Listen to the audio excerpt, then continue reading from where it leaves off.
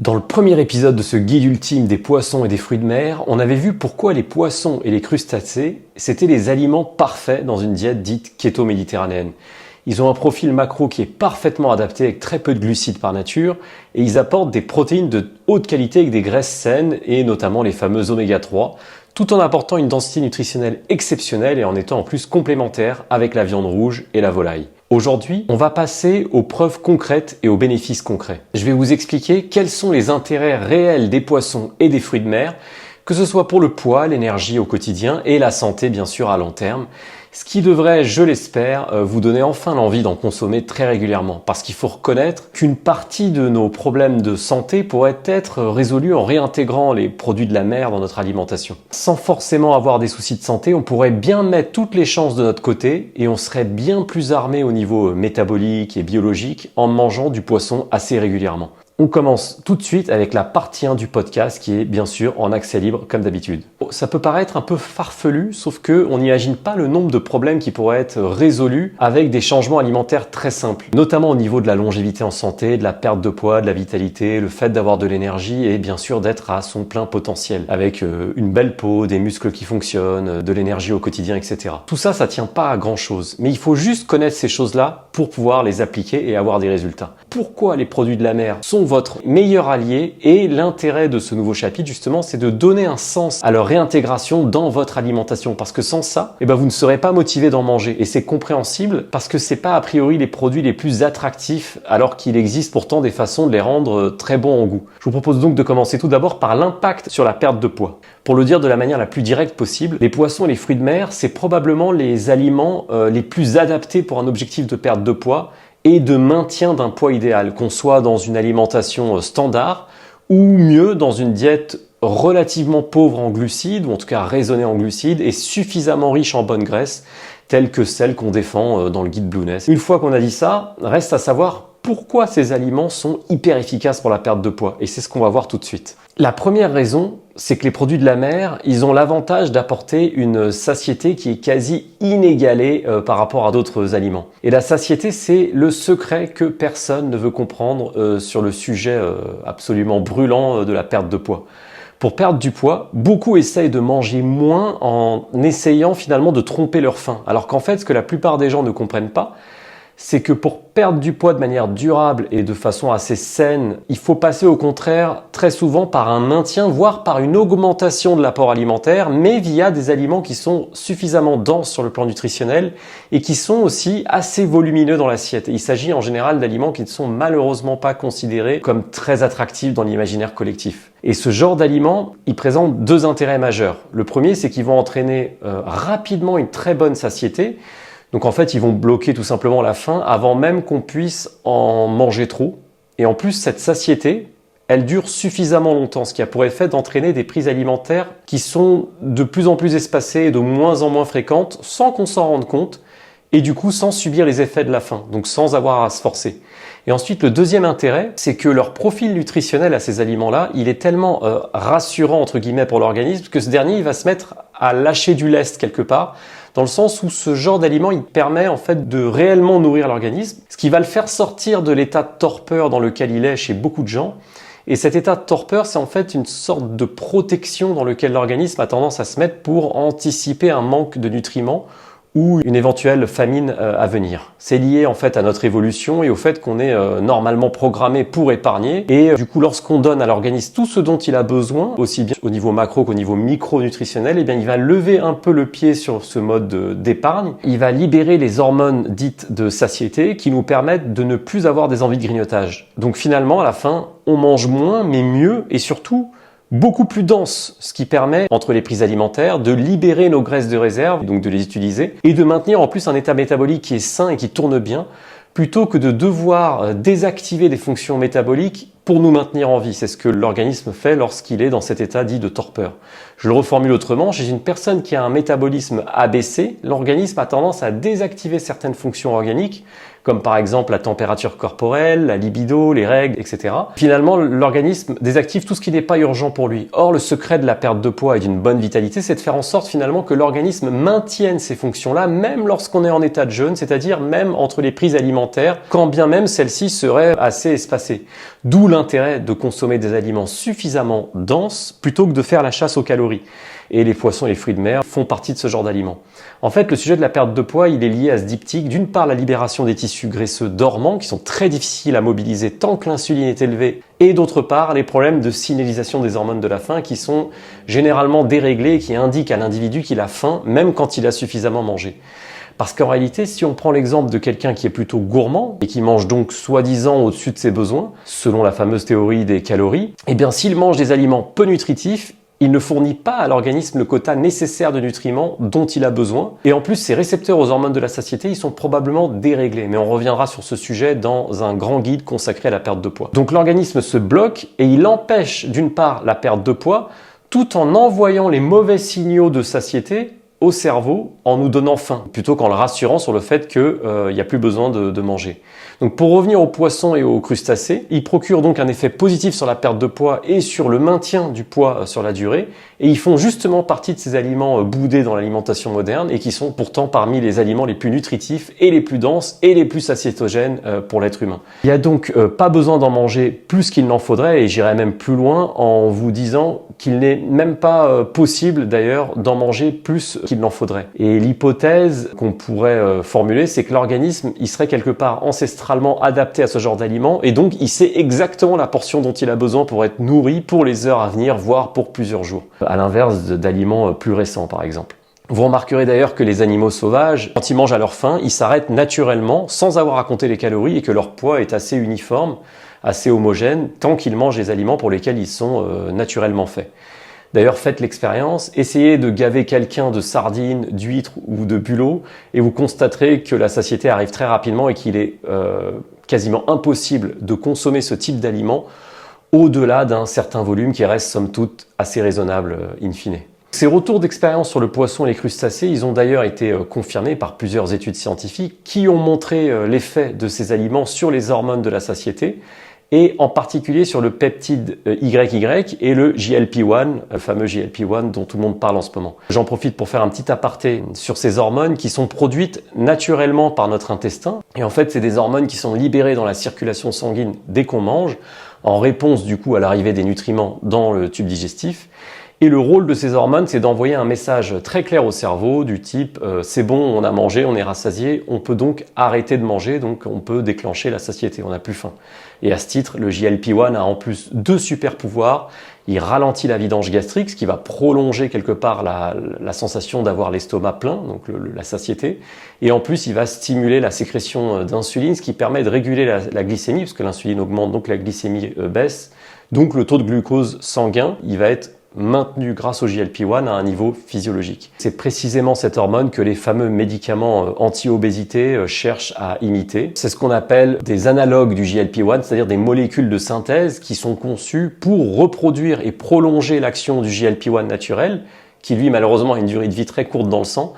D'où la formidable opportunité de stimuler naturellement cette hormone par l'alimentation ancestrale et méditerranéenne, notamment avec du poisson, plutôt que de la mimer chimiquement avec un médicament et avec tous les effets secondaires que ce genre de médicament pourrait entraîner.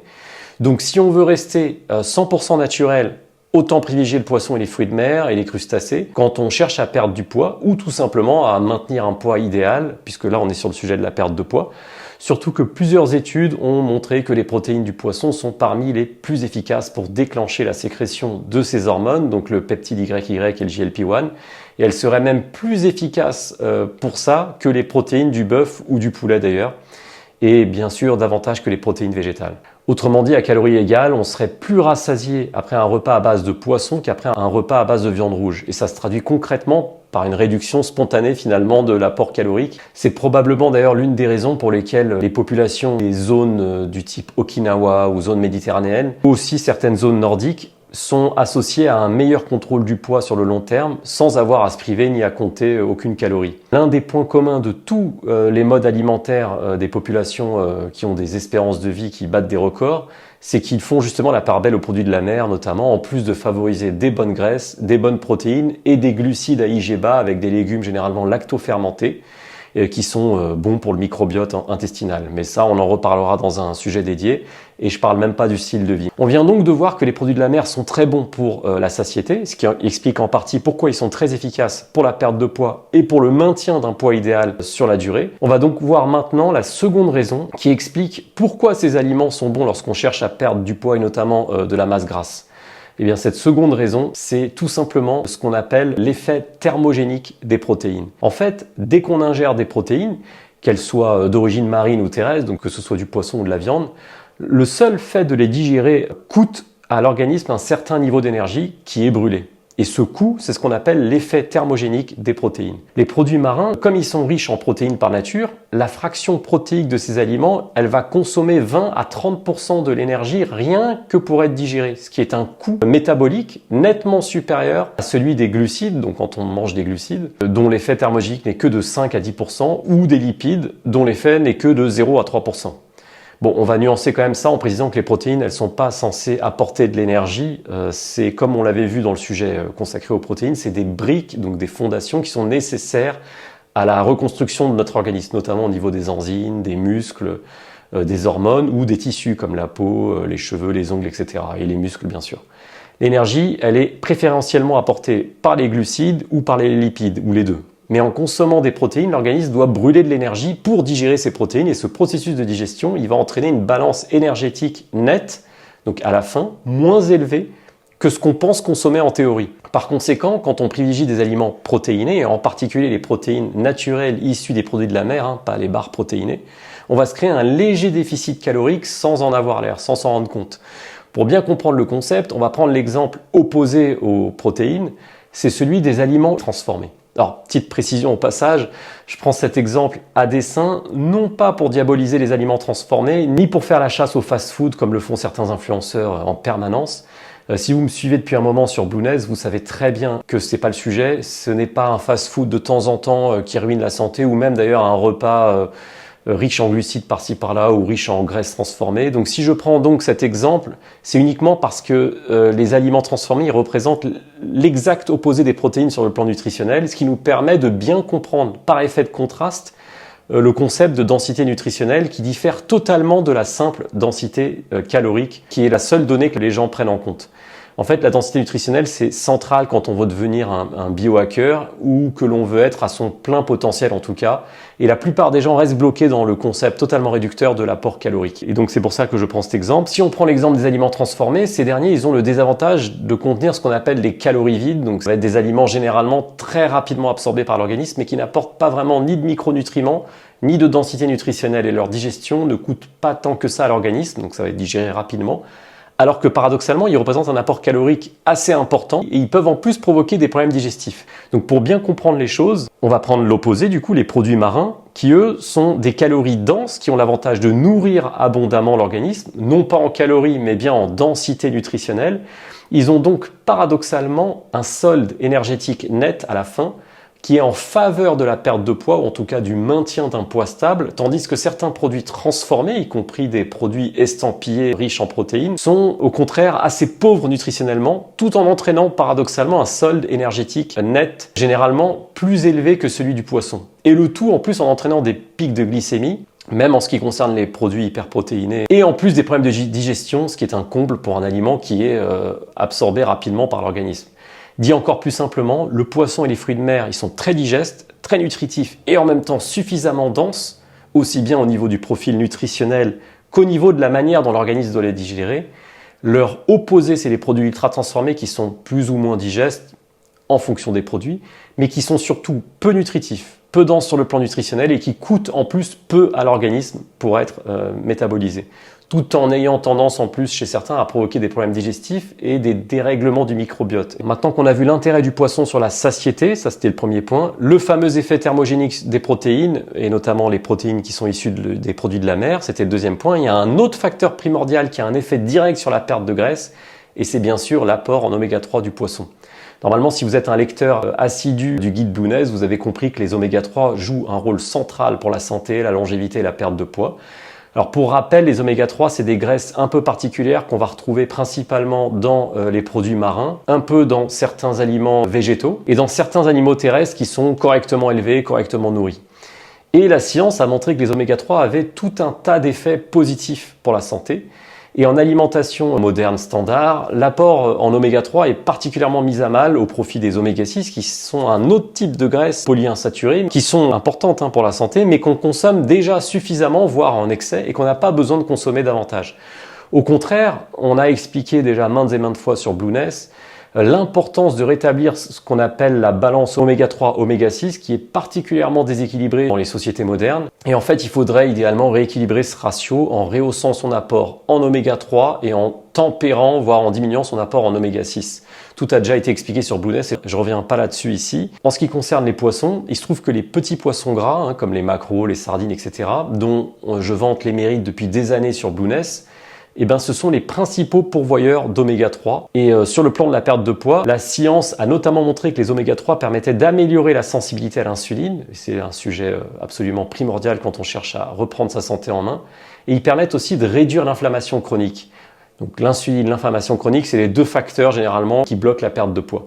Si vous ne savez pas ce qu'est la résistance ou la sensibilité à l'insuline, je vous renvoie vers les contenus dédiés à ce sujet directement sur Blueness. Donc pour conclure sur les oméga 3 et la perte de poids, plusieurs études ont montré que des régimes low carb, donc faibles en glucides et associés aux oméga 3, ont entraîné une réduction significative de la masse grasse, notamment la masse grasse viscérale, et c'est cette graisse viscérale qu'il faut absolument réduire pour la santé tout en maintenant en plus la masse maigre.